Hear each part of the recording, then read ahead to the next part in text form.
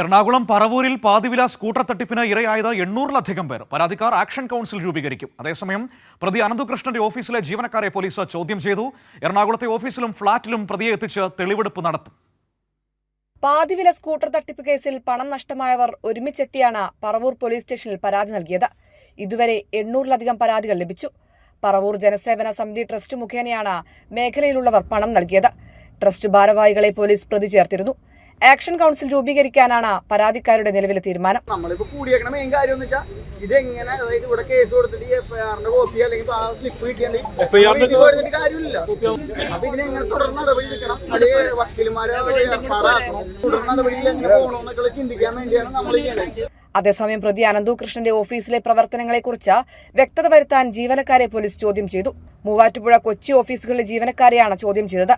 തട്ടിപ്പിൽ 2 കോടി രൂപ വാങ്ങിയ സായിഗ്രാം ഡയറക്ടർ ആനന്ദകുമാറിനെയും കേസിൽ പ്രതി ചേർത്തേക്കും. കൈരളി ന്യൂസ്, കൊച്ചി.